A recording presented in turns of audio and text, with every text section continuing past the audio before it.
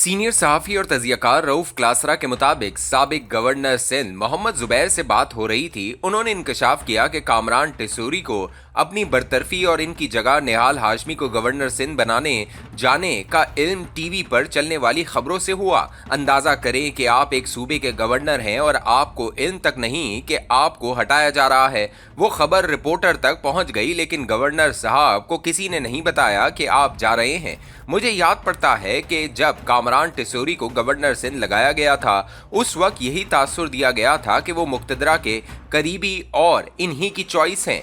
हमारा इनसे कुछ लेना देना नहीं। यहाँ तक कि एमक्यूएम लीडरों का भी यही कहना था कि वो हमारे नामजद करदा नहीं है, न ही हमसे पूछ कर इन्हें लगाया गया है। सबको इल्म था कि वो किसकी सिफारिश थे। टिसूरी साहब का शायद सोने का कारोबार है और दौलत की फरावानी भी बहुत है। शायद यही खूबी इनका मेरिट बनी और वो सिंध जैसे अहम सूबे के गवर्नर बना दिए गए। शुरू के दिनों में लोग इस तकर्री पर हैरान होते थे। मुझे याद है कि गवर्नर सिंध के बाज़ बयानात तो ऐसे बचकाना थे कि सुनकर हंसी आती थी। एक दफ़ा उन्होंने कहा कि वो कराची से नौजवानों की मोटरसाइकिल रैली की क़यादत करते हुए भारत पर चढ़ाई कर देंगे। इस पर मैंने ट्विटर पर लिखा था कि जानबूझकर ऐसे नॉन सीरियस लोगों को इतने अहम ओहदे दिए जाते हैं जिससे इन ओहदों की कदर कम होती है। ऐसा नहीं कि कराची शहर में उर्दू स्पीकिंग काबिल लोग नहीं मिलते, लेकिन हमारे यहाँ काबिल बंदा किसी को नहीं चाहिए होता।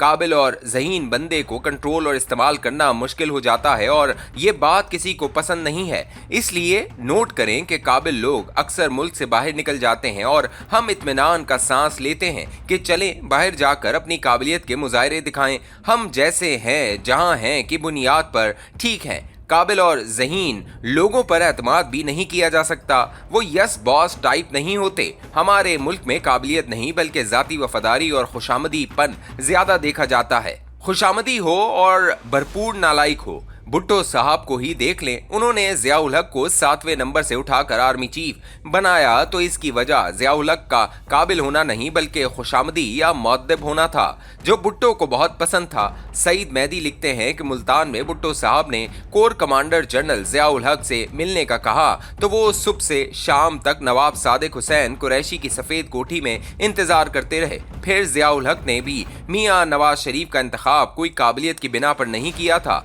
इन्हें भी नवाज शरीफ की मौदबाना शख्सियत पसंद आई थी। आबदा हुसैन अपनी किताब में लिखती हैं कि वो फ़खर इमाम के साथ गवर्नर पंजाब गुलाम जिलानी से मिलने गईं तो इनके दफ्तर के बाहर एक नौजवान मिठाई लिए बैठा था। पूछने पर पता चला कि किसी बिजनेसमैन का बेटा है, गवर्नर से मुलाकात का इंतजार कर रहा है और मिठाई साथ लाया है। वो मियाँ नवाज शरीफ थे, जो पहले सूबाई वजीर खजाना, फिर वजीर आला और फिर वजीर आजम बने। फिर जब जनरल जहांगीर करामत की जगह नए आर्मी चीफ की तलाश शुरू हुई तो नवाज शरीफ ने भी यही क्राइटेरिया अपनाया। चौधरी निसार अली खान ने यह कहकर जनरल परवेज मुशर्रफ को वजीर आजम नवाज शरीफ से मिलवाया था कि सीधा सादा अफसर है, उर्दू स्पीकिंग है, इसकी पंजाबी और पठान अफसरों में कोई लॉबी भी नहीं है, हमारे कंट्रोल में रहेगा। इसके बरक्स सीनियर जनरल अली कुली खान के वालिद भी जनरल हैं और अब वो खुद भी जनरल है, ऊपर से पठान है और फौज में इनका ज्यादा असर व रसूख है। फिर वो गौहर अयूब का भी रिश्तेदार है, लिहाजा चाहे वो सीनियर काबिल या प्रोफेशनल है लेकिन काबिल भरोसा नहीं। काबिल भरोसा सिर्फ उर्दू स्पीकिंग परवेज मुशर्रफ है, जिसके आगे पीछे कोई नहीं। यूं नवाज शरीफ ने भी भुट्टो वाली गलती दोहराई। काबिलियत या मेरिट के बजाय अपना सोचा कि कौन सा चीफ मेरे इक़्तिदार के लिए बेहतर रहेगा, क्योंकि वो जनरल असलम बेग से लेकर जनरल आसिफ नवाज जंजवा और जनरल जहांगीर करामत तक सबसे अनकंफर्टेबल रहे थे। अब इन्हें कंफर्टेबल जनरल दरकार था। फिर सादा नजर आने वाले मुशर्रफ ने नवाज शरीफ के साथ वो कुछ किया जो जनरल असलम बेग, जनरल जंजवा या जनरल जहांगीर करामत ने भी नहीं किया। सियासी हुक्मरानों को इसलिए यस बॉस अच्छे लगते हैं। मीर ज़फ़रुल्लाह जमाली वज़ीर आज़म बने तो परवेज मुशर्रफ को बॉस कहते थे।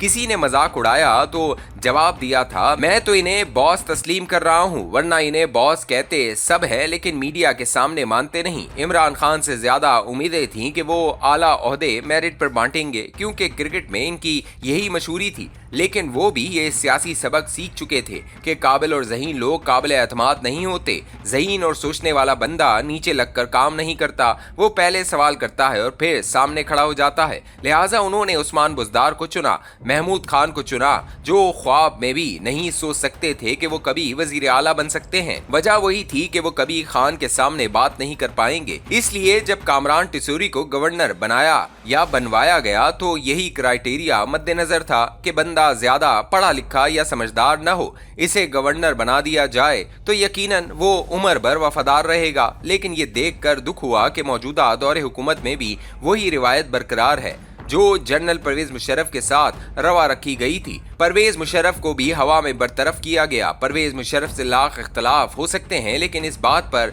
सब मुत्तफिक हैं कि इन्हें बरतरफ करने का नवाज शरीफ का तरीका बहुत गलत था। उन्होंने इसके नताइज भी भुगते। शायद यही वजह थी कि नवाज शरीफ ने 2014 में उस वक्त के DGISI जनरल ज़हीरुल इस्लाम को बरतरफ नहीं किया था, जिनके बारे में इन्हें इल्म था कि इमरान खान के धरने के पीछे वो थे। बल्कि एक बिजनेस टाइकून को भी नवाज शरीफ के पास भेजा गया था कि इस्तीफा दे दे, वरना दोबारा वही होगा जो परवेज मुशर्रफ ने 12 अक्टूबर को किया था। इसलिए अगर कामरान टिसूरी को वजीर आजम या सदर ने चाय पर बुलाकर इनकी खिदमात पर शुक्रिया अदा करके अपने फैसले से मुतल्ला नहीं किया तो हैरानी नहीं होनी चाहिए। शायद इसकी वजह वही थी कि इनके पीछे वो गैबी ताकत अब नहीं खड़ी थी जिसने इन्हें गवर्नर बनवाया था। शायद वो साहब रिटायर हो गए थे, लिहाजा किसी ने टिसूरी साहब को बताने की जहमत ही नहीं की कि साहब अब जाने का वक्त आ गया है।